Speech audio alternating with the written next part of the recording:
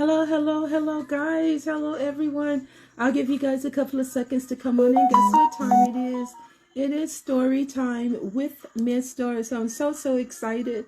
We have an awesome story for you guys on today. I'm so excited on today. It's story time with Miss Doris. I'm so excited. So I'm going to go ahead on and get started. Shout outs to all of you out there in Storytime land. Hello, good morning, good afternoon, good evening, and to some good night. I'm so excited to be reading you guys a bedtime story on tonight. I'm so excited and reading you a live story on tonight. Tonight's story we are going to be reading is The City Mouse and the Country Mouse. But before we get started with our story, I would like to just search. Oh my goodness. Hello, Royce. I miss you, Royce. How are you on today? I hope you are enjoying school. I hope you're enjoying school, Royce. Hello, Miss Nisha. How that little one doing? I know he's getting really big. I hope you guys are having awesome, beautiful weather there in Texas. Well, shout outs to all of you, to our new Storytime followers. Hello and welcome to Storytime with Miss Doris. I'm so excited to be reading you your first live story time on today. Hello, So. Hello, Pooples. Hello, Samario. How are you? Hello, Aris. Hello, Seppi. Hello to all of you guys. Well, I know you guys are ready to go to bed for school tomorrow. So I'm going to go ahead on and get started with our story on today. The City Mouse and the Country Mouse is the story we're going to be reading on today. And this is a little classic paperback book. The City Mouse and the Country Mouse. Let's turn the music down just a tad bit. A friendly brown field mouse named Jethro lived in a cozy little cabin that he built on his own at the edge of a quiet meadow in the countryside. He lived a simple and peaceful life and took pleasure in the practical routine of his daily tasks and friendly visits with the neighbor. Turn the music down just a tad bit more. Nipsey was Jethro's cousin. She lived in the nearby bustling city. Nipsey liked all the action and the activities that the big city had to offer and thought that it would be most exciting to live there.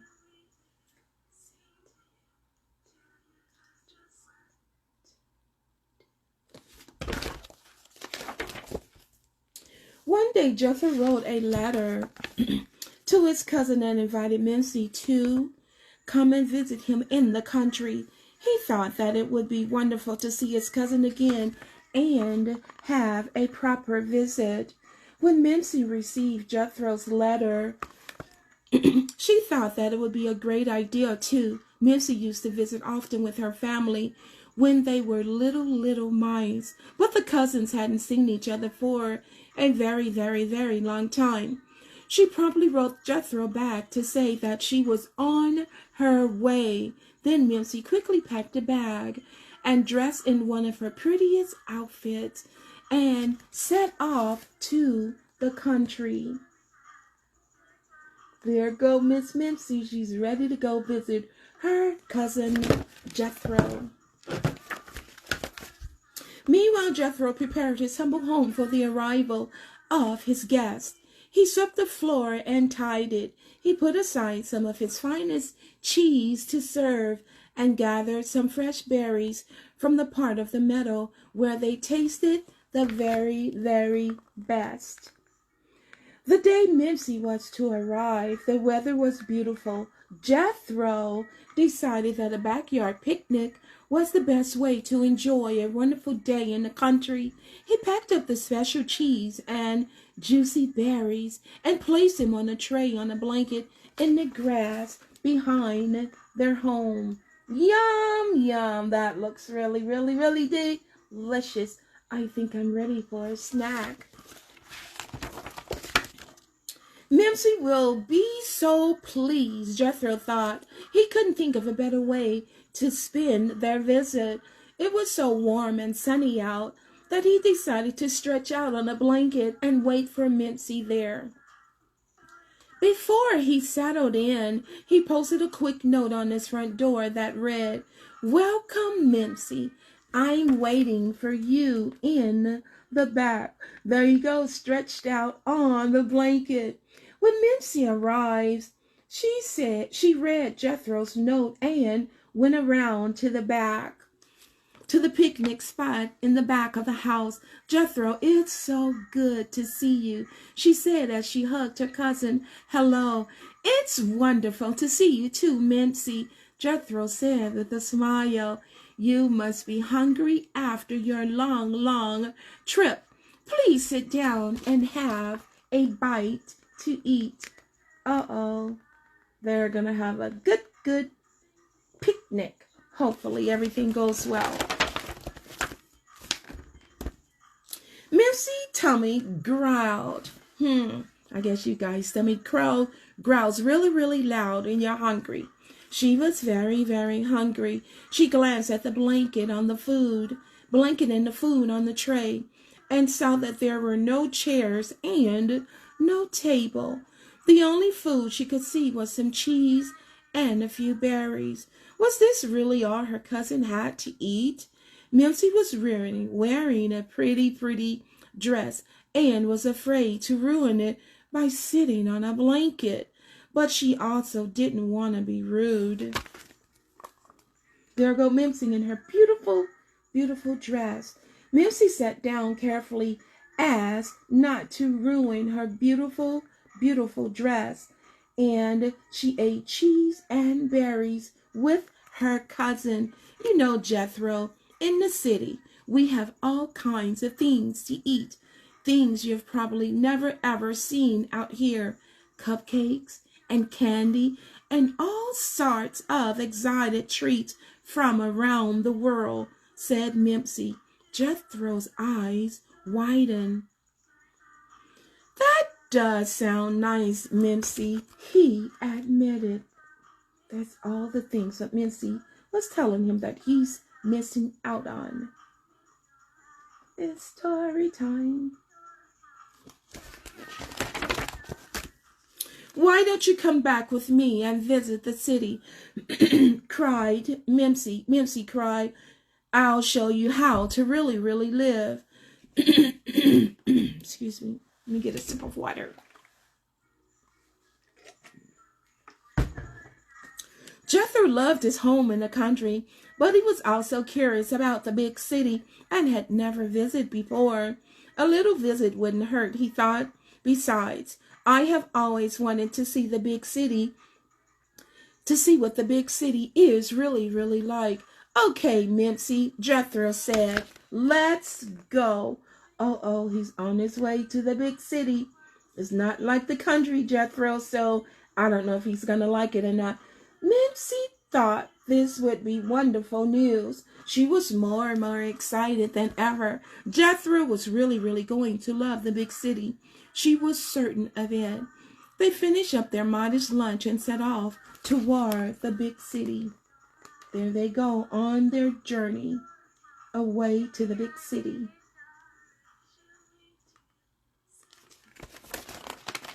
What do you guys think? Do you think Jethro is going to like the big city, or he just going to love being in the country? Let's find out.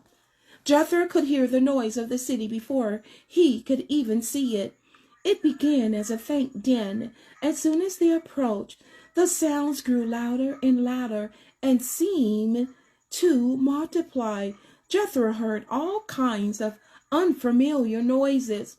"Follow me, Jethro," cried Mimsy as she led the way down the side of a busy street. Oh my goodness, look at all the big, tall, horizon, big, beautiful buildings in the city. Wow, that reminds me of New York.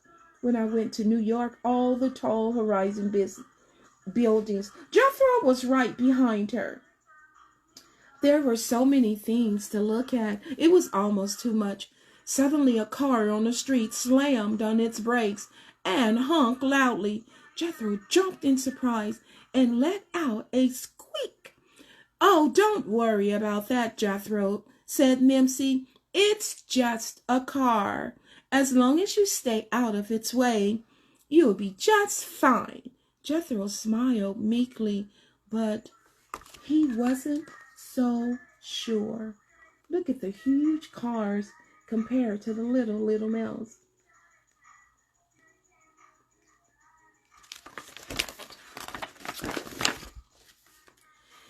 They zigzagged through the streets and down the alleyways until at long last Mimsy disappeared through a narrow opening in a very, very large, tall house. Jethro had never seen such a huge house ever before. Look at that beautiful home. "Come this way. It's time to eat," called Mimsy. Jethro followed Mimsy through the house toward the dining room. Everything was so large. "I've been living here for a few months now," explained Mimsy. "They have the best meals. Believe me, we aren't going to be hungry at bed." Wow, look at that beautiful home.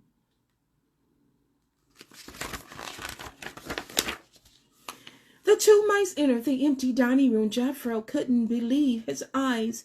Before them lay the most lavish feast he had ever seen in his whole life. There was a huge roast, a fruit platter, and all dishes along the length of the table, as far as my eyes could see. "Dig in," declared Mimsy, as she scurried up the dish and ate a piece of raspberry tart. Oh my goodness, they are about to have a feast. "This is delicious," gushed Jethro as he stuffed an olive in his mouth. "I've never seen anything like it." Just as the words left his mouth, there was a loud bark, ruff, followed by an even louder bark and the sound of hurried steps. Oh my goodness, sounds like they're about to have a guest. I wonder who it could be. Jethro stopped chewing at once and stood on his toes to sniff the air. Okay, Mimsy didn't waste a second. "Run, Jethro, run!" she cried as scurried toward the opening the wall they had first come from. Startled and suddenly very afraid, Jethro took off after Mimsy.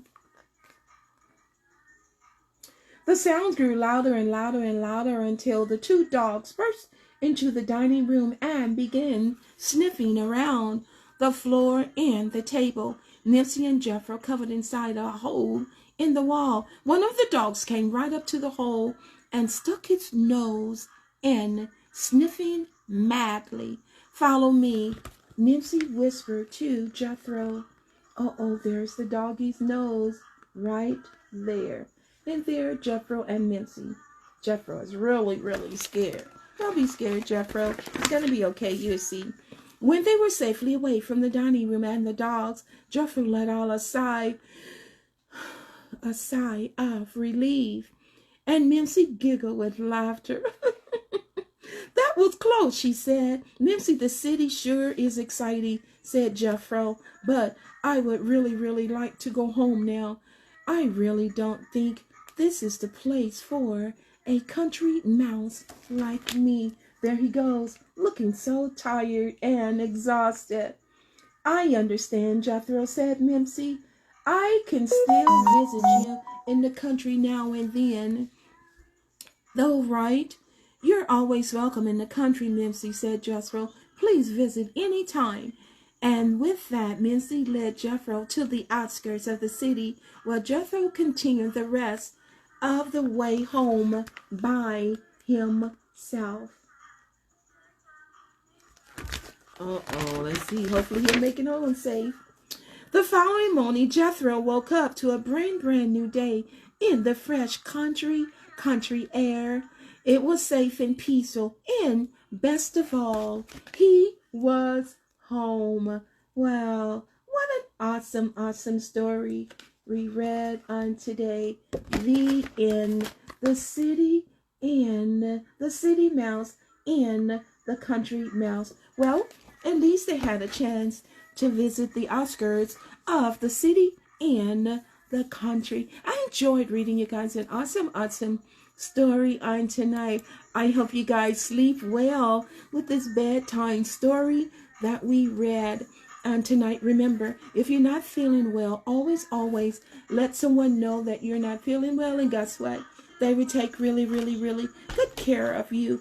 And when you're at school or at home playing with your favorite toy, make sure you are still washing and sanitizing your hands. Don't forget, we are still practicing safety for you, right, Royce? That was a mouse.